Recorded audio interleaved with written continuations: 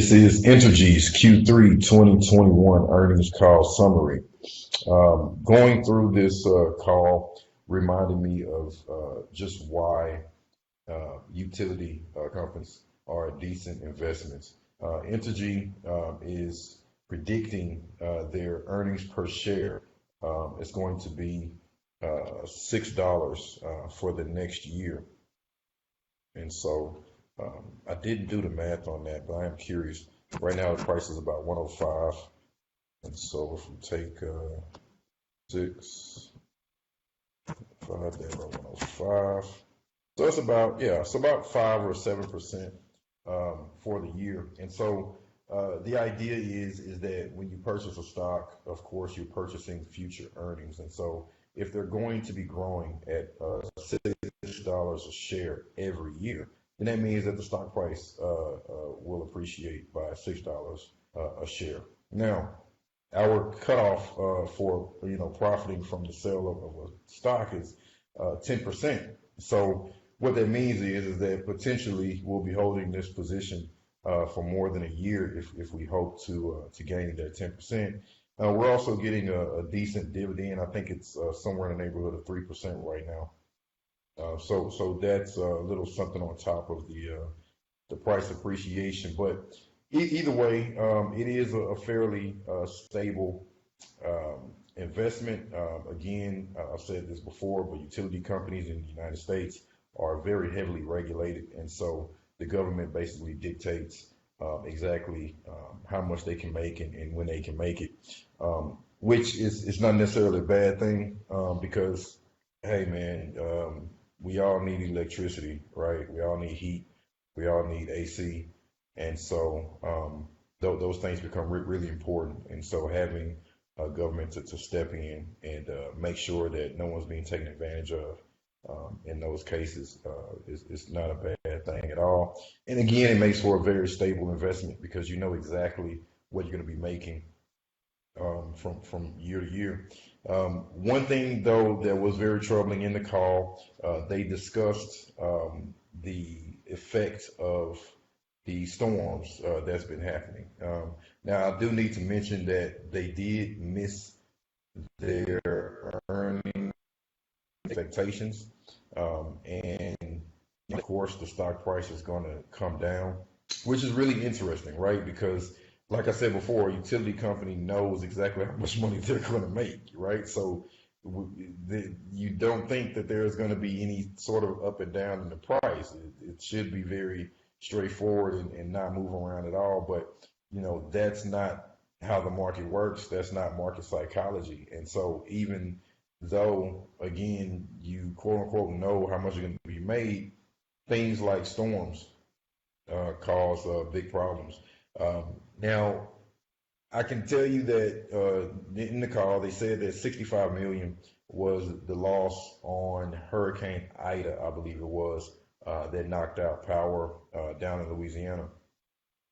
And so that really hurt the profit margin. But utility companies are always able to go to the government to make up for those costs. They did mention that they just settled with the Texas 2020 storm, which cost them something like $1 billion, and reimbursed them for that. I think it has not been decided, but they have reached a settlement at least. So I guess as soon as the gavel comes down, that check will be in the mail.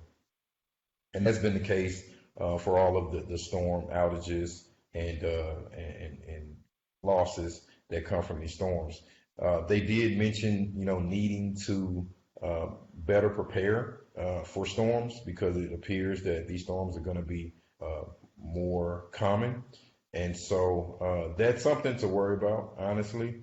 But I mean, what else are you going to do, right? I mean, if you're invested in a utility in the Midwest, there's ice storms. If you go farther east, there's still hurricanes, south hurricanes. Out in the West, there's fires, there's issues with environmentalism. So pretty much everywhere you go, it seems like there's going to be some issue, some weather-related issue involved. And so how well Entergy is dealing with that compared to the other utilities, I really don't know. Um, but it appears that they are having trouble. It appears they are having trouble. They are saying straight out that they have to get better at preparing for these storms. They got to build out more infrastructure. And of course, they're looking to the state governments and the federal governments to fund um, that sort of project, whether it be tax breaks, whether it be direct funding, or whether it be price increases to the customers. They did mention, I believe this is their TDSP. I know in Texas, I've always had a TDSP, which was the actual electrical carrier for my electricity that I purchased through my electricity company, which was different from the TDSP. And so they mentioned their transmission carrier, MISO. And just important to note that they do not intend on pulling out of MISO anytime soon. They're going to continue working with MISO. So, for what it's worth, that's good news, right? Not really going anywhere. The other thing that was mentioned on the call was this march towards ESG, environmentalism, and being, I guess, it's zero net carbon, I think is the term, where you basically want to create electricity without burning fossil fuels, without polluting and things of that nature. And so Entergy is, working on making that happen. And one of the things that they're really heavy in, more than the other utility companies in the States, is hydrogen. And I was just curious myself, so I pulled up just a graphic on kind of how it works. And as you can see here in the graph, just mixing hydrogen and oxygen to create electricity, and then water is the result of that. Whether or not that water is potable, whether or not that water has to be contained, I don't know. I imagine it's not potable water, but either way, they're one of the biggest in hydrogen electricity. They also have nuclear, of course, and they're looking at solar and stuff like that. But hydrogen is their biggest thing. The other thing to mention was their issues in New Orleans. Now, the city of New Orleans is considering taking control over the electricity for the city because of the issues surrounding the power outages with this last hurricane. That's not uncommon. There's lots of cities in the country that have control over their own electricity generation. Entergy doesn't seem too concerned about it. Again, heavily regulated. So I think the idea is if New Orleans does take it over, Entergy still gets paid, and the transmission is still going to go through MISO.